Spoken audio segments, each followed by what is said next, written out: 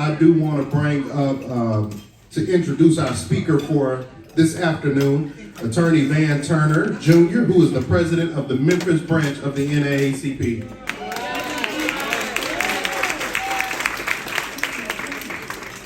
Good afternoon. We fired up? Ready to go. Fired up? Ready to go. Fired up? Ready to go. When we fight, we win.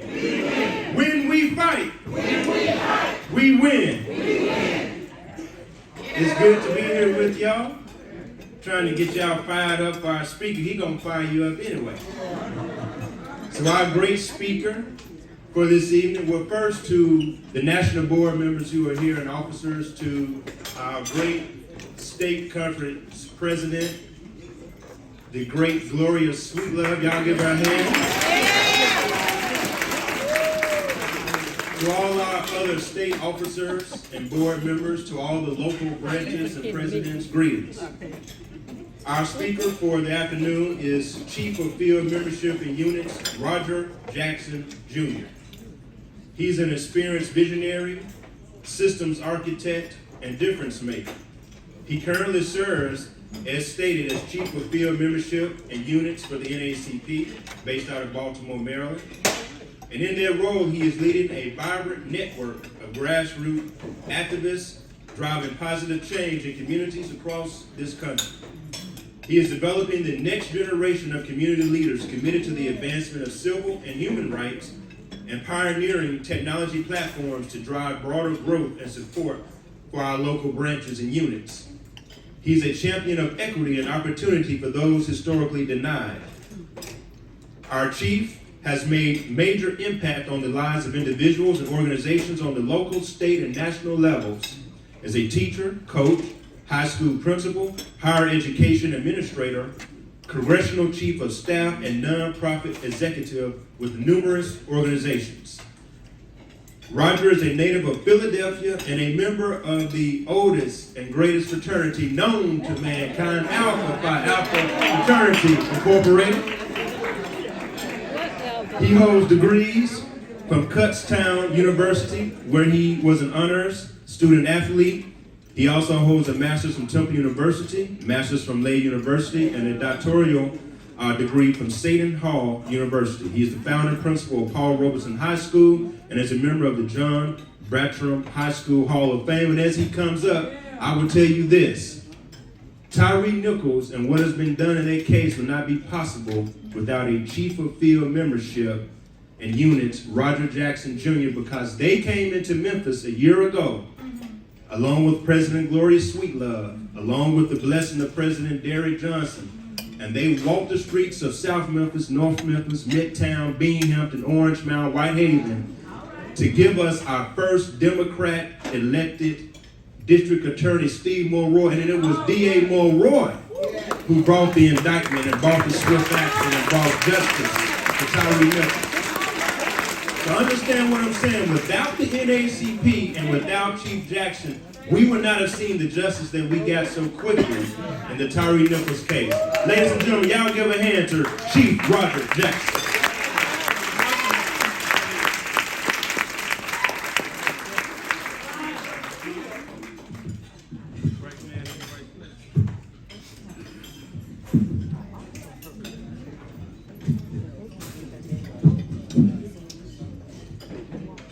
Good afternoon. I'm a retired principal, so I probably don't need the mic, but I'm going to use the mic. Just in case we're recording, we want to have everything said clearly. I want to say thank you to my frat brother and future mayor. Am I allowed to say that? Of the great city of Memphis, Tennessee. The NAACP is nonpartisan, but you know, y'all do need to know I am an alpha and I'm always going to support my frat brothers. So apologies to anyone else who may be running. If you're not an alpha, we can talk afterwards. And, you know, I'll try to support you other ways. On behalf of the chairman of our board, Leon W. Russell, and our president and CEO, Derek Johnson, I bring you greetings from the national office. I want to first thank your state conference president, Gloria Sweetlove. One thing you need to understand about your state conference president, I've probably been to 25 states and state conferences and throughout the fall. And your state conference president operates and leads in such a way that the answer is always yes. Because when people are doing the work, it is worthy to be supported. And so the answer is always yes. So this is not my first time to Tennessee, as many of you know. Actually, my in-laws are from Memphis, Metropolitan Baptist Church. But this is still my third time in Tennessee because of your great state conference president. And the next time she asks will be my fourth time in Tennessee, and the fifth time, and sixth time, and seventh time. And you know, everybody else that will get angry that I'm not in their state will just have to deal with it. But your president exemplifies the best in leadership in the NAACP. Give her a hand. It is well deserved. You know, we should never wait till funerals to give people their flowers when we have the opportunity to give it to them now. So this is not my first time in Tennessee. This is my first time in Jackson. And given my last name is Jackson, I like coming to Jackson. So I bring you greetings today. I am here. I am happy to be here. Someone commented to me in the hallway, welcome to Tennessee. You know, our state's a little crazy. And I didn't have a chance to extend the conversation because I would have said, yeah, but I just came from Miami, Florida. And if you think Tennessee is remotely crazy, I'm going to talk a little bit more about that later. I probably have been in Florida as much as I've been in Tennessee, dealing with issues impacting people of color due to the just dictatorial actions of an individual who is occupying the governor's chair over in that state. President Sweetlove asked me to kind of give an overview of where we are nationally at the NAACP, and then I'm going to talk a little bit about where we are, where we need to be locally. And so for the next hour... Wait a minute.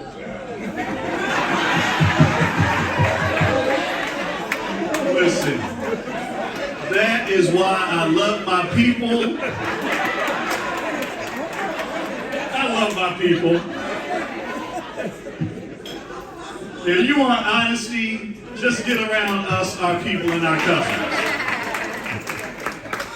Now listen, I'm not going to be up here for an hour. I don't even want to talk for an hour. I don't want to hear myself for an hour.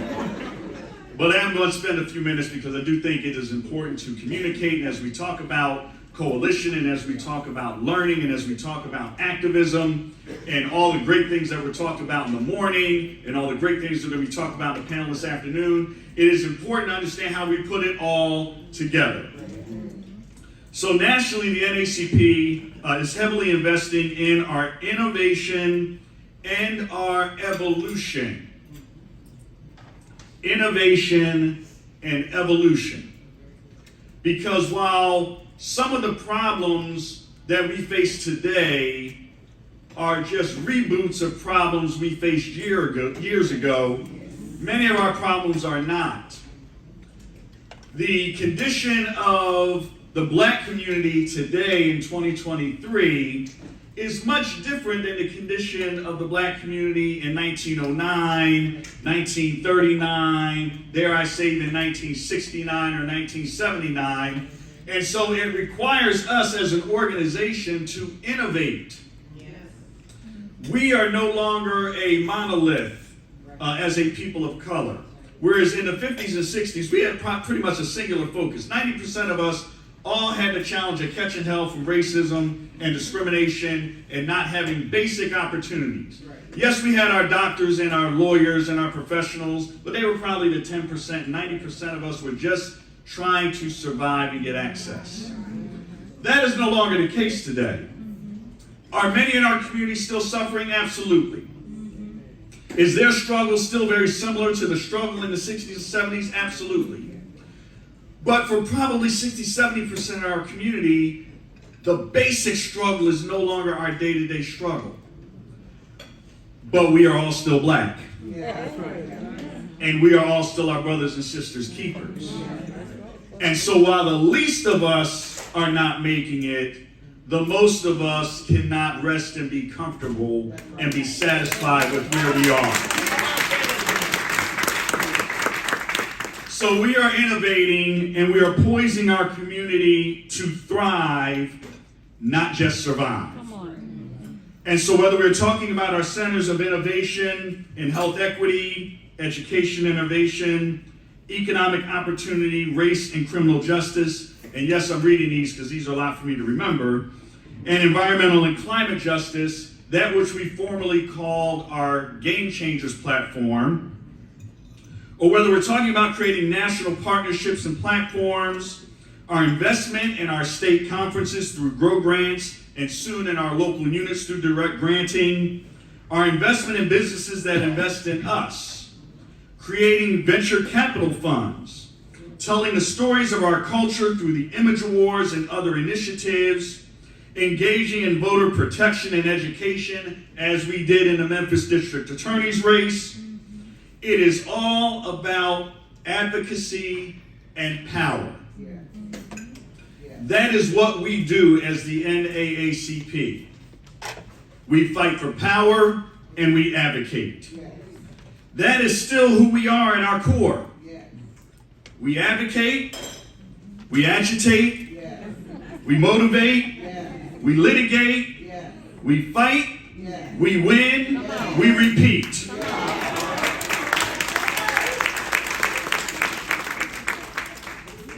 But the strength of our organization, as great as what we are doing on a national level in getting resources and leveraging resources and being a voice for the African American community and all communities of color, as great as what we do at the national level is, the core of the NAACP is in the local work that we do. And that is my primary job as Chief of Field. Building strong units and networks. And the reason that having local strong units is so important is because, as was read in my bio, I am a former educator. I'm a former math teacher to be exact. And it is really simple math. When you can claim to speak for 5,000 as opposed to speaking for 50, people's hearing gets a little better.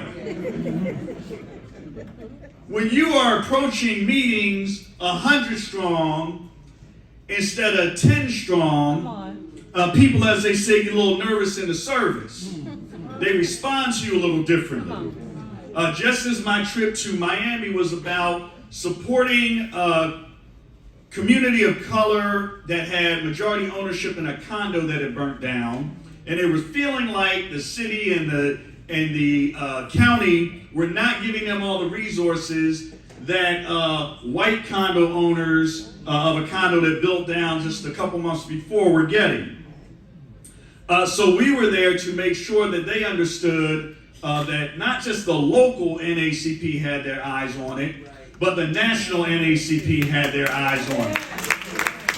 And so before we arrived, there was to be a close down of the city-sponsored shelter on Monday. That ain't happening, y'all. That shelter's not closing down for at least another 3 weeks. But that was only because we showed up and were prepared to show out.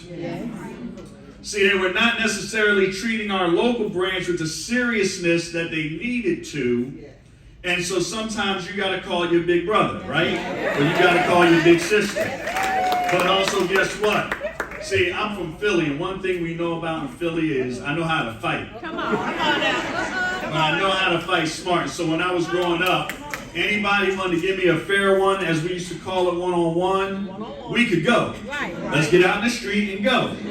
But now if you was going to bring your cousins, then I had to rethink, and I had to go get my cousins before this fight could go down. And so when we talk about strengthening our local units, and when we talk about 5,000, that's a lot of cousins that we walk to the fight with. Y'all hear me? Y'all see where I'm going with this? So, because you can be as strong, you won't ever have to call nationals. Because you roll so strong and thick on your own and in your own state that people know that to mess with the NAACP is going to be a rumble they don't want. In America. See, power concedes nothing without a struggle. It never has, and it never will. Come on. To build our power, as was talked about in the session earlier, we have to build coalition. We have to build buy-in. So part of my job is ensuring that we're creating more training for our local units, that we're providing more support, that we're providing more ways to engage our members and inform our members and keep our members informed about not just what we're doing nationally, but what we're doing locally, not just what we're doing locally in Tennessee, but what we're doing locally in North Carolina and Pennsylvania and Michigan and Illinois and everywhere else, to keep them informed and engaged and equipped for the fight. Now, I know fight is such a charged word, but I use that word intentionally. Because if you think we are not in a fight today, did we serve caffeinated coffee earlier? Because if you are not aware that we are in a fight today, you are sleeping. But as was shared in the panel earlier, to win the fight today, we have to build coalition. See, as long as groups can be divided and conquered, as someone said earlier from this podium, as long as groups can be otherized, it is easy to control everyone. See, what I always say when I go places is, there are groups who currently control power, who control 90% of power, and they want you to fight over the 10%. And as long as they can keep you divided, they can keep holding the 90% and keep you believing that 10% is all that's available, when the reality is, if we come together in coalition around our common interests, we can control the 90%, and we can let them figure out what to do with the 10%. And part of this coalition building is about reminding people where we have come from. See, that's all this CRT stuff is about. It's about trying to get people to forget stuff that happened. See, younger people, y'all have not experienced this yet. You're going to experience it at some point.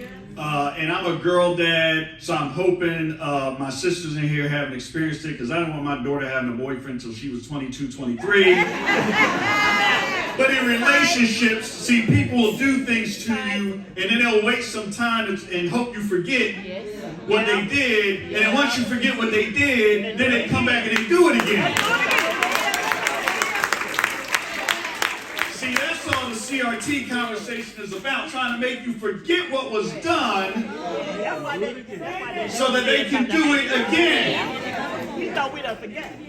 And this is where we have to build coalition, because we have to remind our Jewish brothers and sisters about the Holocaust and how they were otherized and allowed millions of their people to be murdered.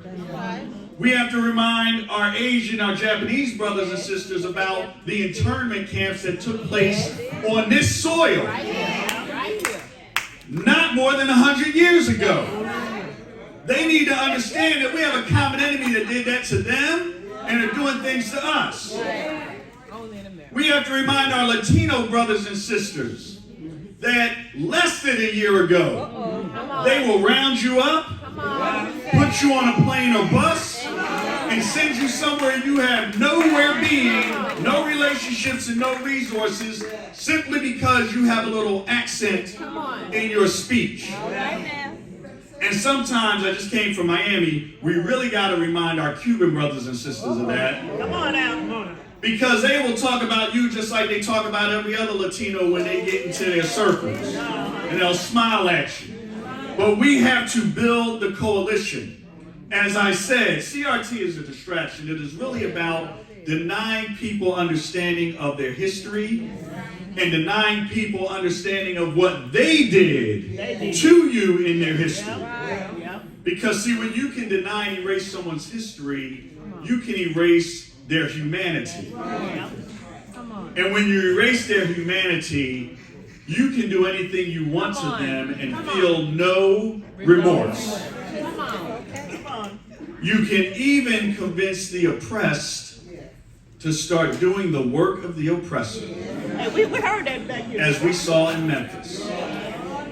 Make no mistake, that's psychological damage that would allow black people to do that to other black people. That is a psychological conditioning. And it's partially about policing. And I'm always careful when I talk about that because my oldest daughter is a law enforcement officer. But my daughter talks about it as much as I do because she's taught well and she was trained well. When we're building coalition, we have to understand that that coalition includes our young people. See, some of you in the room, you know, I'm looking around, most of you are not as old as me in this room. Y'all didn't even chuckle at that. I am a lot older than I look. But the fight we're fighting right now is not my fight. The fight we are fighting are for them. The fight we are fighting are for my daughters and my grandchildren. My fight is over. I always use the metaphor, if there was a mountain, I've already climbed past the peak and I'm on the downside backpedaling, trying to slow down my descent to the bottom when I'm done. I have reaped the benefits of the fight that's available to me. I'm just kind of playing out the string. The fight today is for my daughters and for my grandchildren. And what we have to understand, seasoned citizens like me, is that sometimes we have to listen to our young people to understand how they need us to show up to support them in their fight. Because how the fight needs to happen is not necessarily the way we think it needs to happen. There's some places we're going to fight that needs to happen the way we need to think it needs to happen, but they are fighting every day, and we just need to listen to them to understand what they need from us to do their fight. Because these young people here are unique because they're brilliant, and I love your presentations, but they are not unique because our young people are ready to fight. We saw that after George Floyd. They're just not ready to fight the way we used to fight. They're not sitting in 3-hour meetings. They're not debating and pontificating using Robert's Rules of Order to shut people up. They're ready to show up and show out when the fight is ready. Point them in the direction and tell them who to punch. That's what our young people are ready to do. Because our young people are our present, not our future. Our young people are our present, not our future. Our young people are our present, not our future. So we have to understand, economics and lawmaking is power. When you control the laws or you control the money, you control the power. If you do not control one of those things, you control nothing except yourself.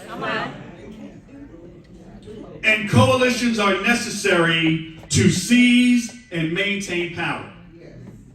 See, we have to understand the other team ain't playing. All of this rise in white supremacy, all of these laws around trying to decertify. And I told you I came from a crazy state. Did y'all see that came out? DeSantis trying to decertify the entire Democratic Party. This stuff is not action. These are the actions of people who are afraid. Who know they have benefited from inequity for all of their life. Who know that for the most part they are the most mediocre people on the face of the earth. And that on a level playing field they cannot compete with our excellence. Every time we enter a field, whether it's sport, whether it's entertainment, whether it's law, whether it's medicine, we rise. We are among the best. And so, they are fighting hard. They are not playing, y'all. You got a governor to the southeast who's trying to eliminate history and entire structure of government. You have a governor to your west who was elected with zero electoral or educational experience. Zero. But she was elected simply because of a last name and an endorsement of a platform of white supremacy. Now I challenge anybody to debate me on that. Roll it back to 2016. You say what you want about Hillary Clinton, but on paper, she was the most qualified person to ever run for president. Ever. And she lost to a failed idiot businessman. And again, the Naacp, we are nonpartisan. But we ain't stupid. And those are the facts. America showed you who they were in 2016. If you don't think the fight is real, time to wake up. Just here in Tennessee, you had an entire government structure just trying to gangster the rights and properties and privilege of the people in Mason.